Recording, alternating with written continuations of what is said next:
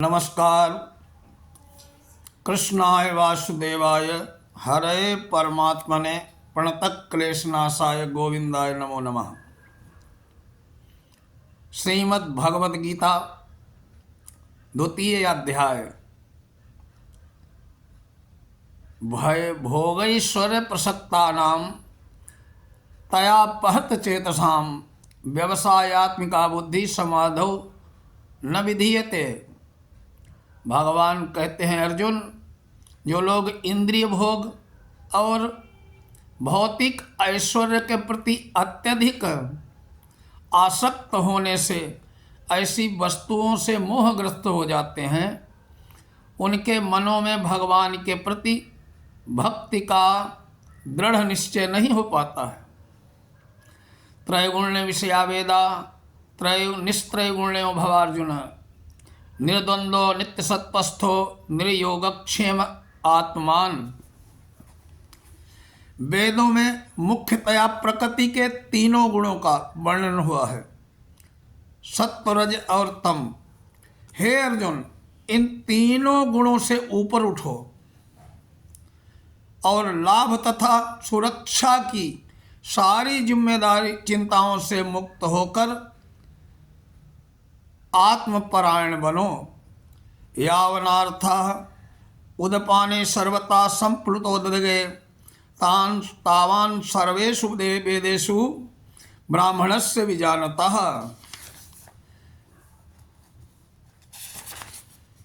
एक छोटे से कुएं का सारा एक विशाल जलाशय में तुरंत पूरा हो जाता है, उसी प्रकार वेदों के आंतरिक तात्पर्य जानने को उनके सारे प्रयोजन सिद्ध हो जाते हैं। कर्मण्येवाधिकारस्ते मां फलेषु कदाचन मां फल हेतु भूर्मा ते संगोस्तु कर्मणि। तुम्हें अपना कर्म करने का अधिकार है, किंतु कर्म के फलों के तुम अधिकारी नहीं हो।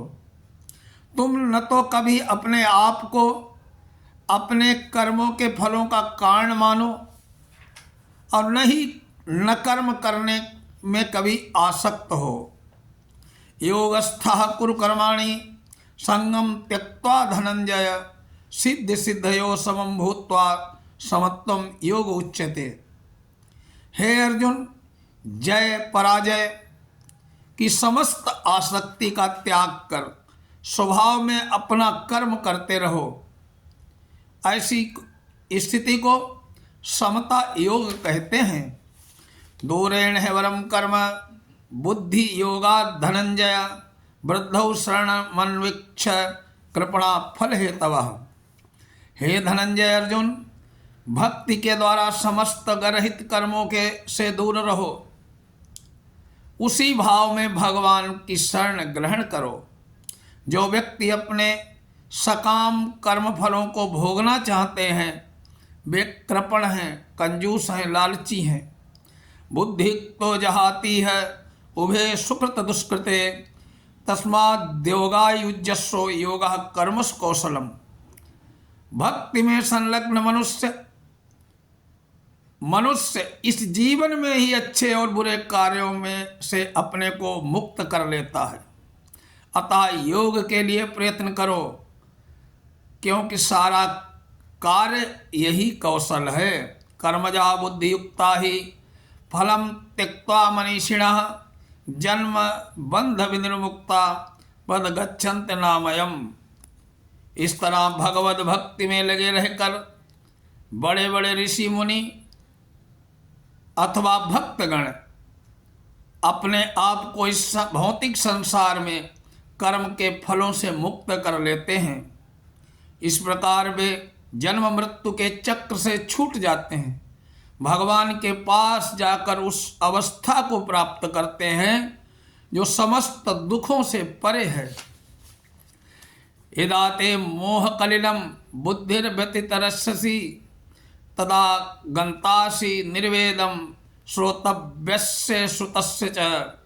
जब तुम्हारी बुद्धि मोह रूपी सघन वन को पार कर जाएगी तो तुम सुने हुए अथवा सुनने योग्य सबके प्रति अन्य मनस्क हो जाओगे। श्रुति विप्रति पत्रा ते यथा स्थास्यति निश्चला समाधावचला बुद्धिस्तदा योगम वाप्स्यति। जब तुम्हारा मन वेदों की अंधकारमयी भाषा से विचलित न हो, वो आत्म साक्षात की समाधि में स्थिर हो जाए, तब तुम्हें दिव्य चेतना प्राप्त हो जाएगी।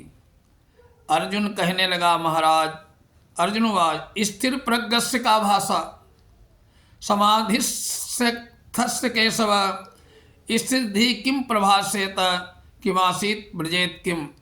अर्जुन कहने लगा, प्रभु हे कृष्ण, अध्यात्म में लीन चेतना वाले व्यक्ति का क्या लक्षण है? ये कैसे बोलता है? उसकी भाषा क्या है? ये किस तरह बैठता है, उठता है, चलता है? भगवान कहने लगे, अर्जुन श्री भगवान वाच प्रजहात यदा कामान सर्वान् पार्थ मनोगतान आत्मन्यवात्मना तुष्टा स्थित प्रज्ञस्तदोच्यते। कि हे अर्जुन, मनुष्य मनोधर्म से उत्पन्न होने वाली इंद्रिय तृप्ति की समस्त कामनाओं का परित्याग कर देता है। जब इस तरह से विशुद्ध हुआ मनुष्य, उसका मन आत्मा में संतोष प्राप्त करता है, तो विशुद्ध दिव्य चेतना को प्राप्त कर स्थिर प्रज्ञ हो जाता है।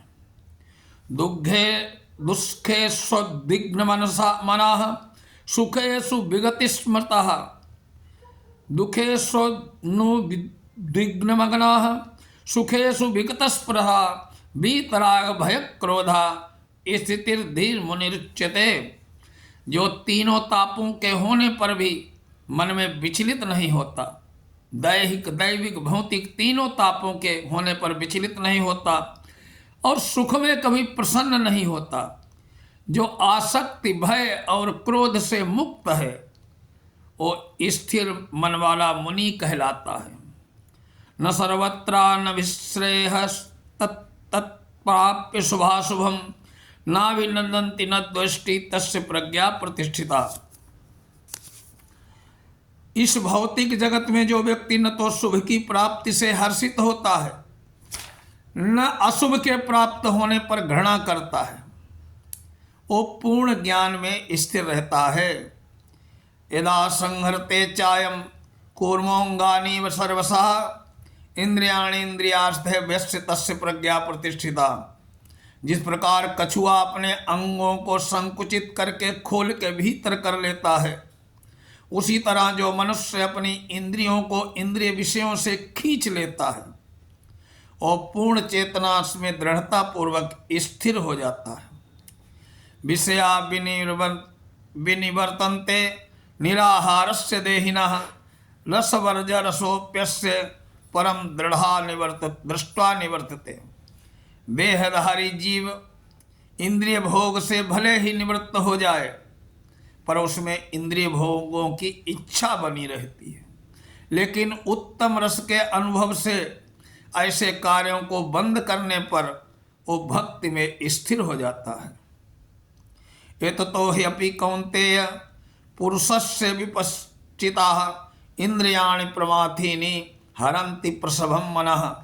हे अर्जुन, इंद्रियां इतनी प्रबल और वेगवान हैं कि उस विवेकी पुरुष के मन को भी बलपूर्वक हर लेती हैं, जो उन्हें बस में करने का प्रयत्न करता है। तानि सर्वाणि संयम्य युक्ता आसीत् मत्परः बसे ही यस्येन्द्रियाणि तस्य प्रज्ञा प्रतिष्ठिता। जो इंद्रियों को पूर्णतया बस में करके इंद्रिय संयमन करता है, अपनी चेतना को मुझ में स्थिर करता देता है, वो मनुष्य स्थिर बुद्धि कहलाता है। ध्यायतो विषयान् पुंसः संगस्तेषुपजायते संगात् संजायते कामः कामात् क्रोधो विजायते। इंद्रिय विषयों का चिंतन करते हुए मनुष्य की उसमें आसक्ति उत्पन्न हो जाती है और ऐसी आसक्ति में काम उत्पन्न होता है और फिर काम से क्रोध प्रकट होता है। क्रोधात् भवति सम्मोहात्, सम्मोहात् स्मृति भ्रमः विभ्रमः, स्मृति भ्रंशात् बुद्धिनाशो, बुद्धिनाशात् प्रणश्यति। क्रोध से पूर्ण मोह उत्पन्न होता है और मोह से स्मरण शक्ति का विभ्रम हो जाता है। जब स्मरण शक्ति भ्रमित हो जाती है तो बुद्धि नष्ट हो जाती है और बुद्धि नष्ट होने पर मनुष्य भवकूप में पुनः गिर जाता है। राग दोष विमुक्तेस्तु विषयानिंद्रियश्चरन् आत्मवश्य विधेयात्मा प्रसादा मधिगच्छति। किंतु समस्त राग द्वेष से मुक्त अपनी इंद्रियों को संयम द्वारा वश में करने में समर्थ व्यक्ति भगवान की पूर्ण कृपा प्राप्त करता है। प्रसादे सर्व दुखानां हानिरस्योपजायते, प्रसन्न चेतसो ह्याशु बुद्धि पर्यवतिष्ठते। जिस प्रकार से कृष्ण भक्ति में तुष्ट व्यक्ति के लिए संसार में तीनों ताप नष्ट हो जाते हैं, ऐसी तुष्ट चेतना होने पर उसकी बुद्धि शीघ्र ही स्थिर हो जाती है। नास्ति बुद्धिरयुक्तस्य न चायुक्तस्य भावना, न चाभावयता शांतिर अशांतस्य कुता सुखम। भगवान कहते हैं अर्जुन, पर जो परमेश्वर में संबंधित नहीं है उसकी न तो बुद्धि दिव्य होती है न ही मन स्थिर होता है। जिसके बिना शांति की कोई संभावना नहीं है। शांति के बिना सुख हो ये कभी हो नहीं सकता। इंद्रियाणाम हि चरताम मनोनु विधीयते, तदस्य हरति प्रज्ञां वायुर्नाम मिवाम्भसि।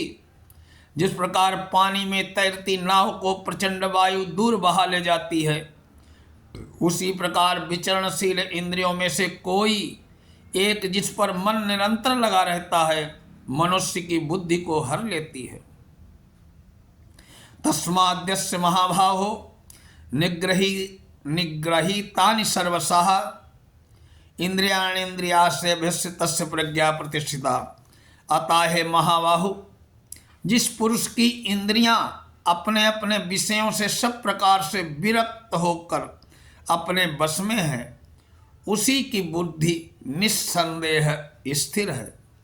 या निशा सर्वभूतानां तस्यां जागृति संयमी, यस्यां जागृति भूतानि सा निशा पश्यतो मुने। जो सब जीवों के लिए रात्रि है वो आत्म संयमी के जागने का समय होता है, और जो समस्त जीवों के जागने का समय है वो आत्मनिरीक्षक मुनि के लिए रात्रि होती है।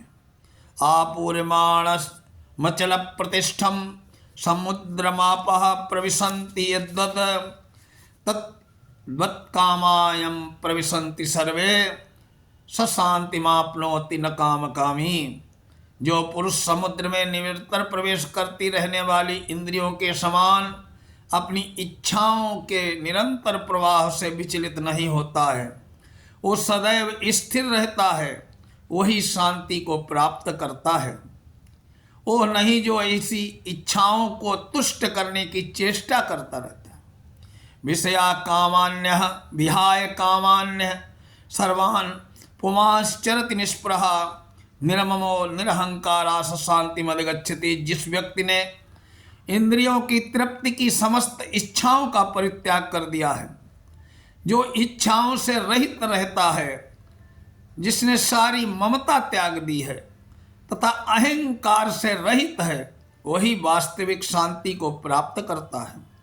ऐसा ब्राह्मी स्थिति पार्थम नैना प्राप्य विमोहति, स्थित्वाश्यामनंत कालेपि ब्रह्म निर्वाण मृच्छति।